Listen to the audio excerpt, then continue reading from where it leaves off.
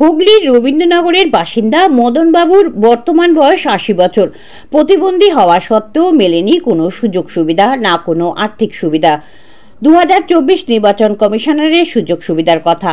৮০ বছরের ঊর্ধ্বে প্রবীণ নাগরিকদের জন্য ব্যবস্থা ছিল বাড়িতে ভোট গ্রহণ করার, যাতে কষ্ট করে বুথে গিয়ে লাইনে দাঁড়াতে না হয়। মদন বাবুর মতো বহু মানুষ পেলেন না সেই সুযোগ। প্রশ্ন রইল, তবে কি শুধুমাত্র ঘোষণায় এই মদন বাবুদের মতো মানুষগুলো চিরদিনই কি এইভাবেই বঞ্চিত থাকবেন? টাইমস প্রতিদিনের পক্ষ থেকে এই সমস্ত মানুষগুলোকে জানাই আন্তরিক শুভেচ্ছা।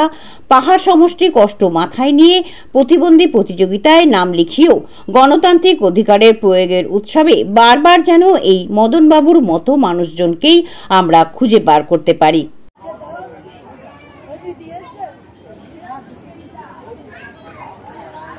কি নাম আপনার? কি নাম?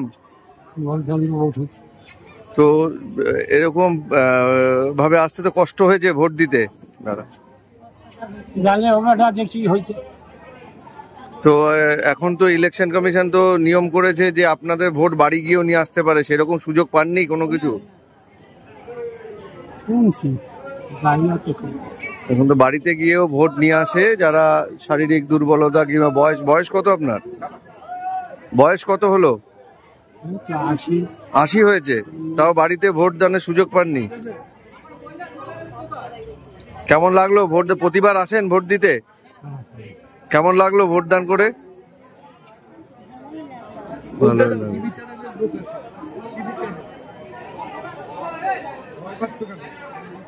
হ্যাঁ, ঠিক আছে। কত বয়স আপনার? 60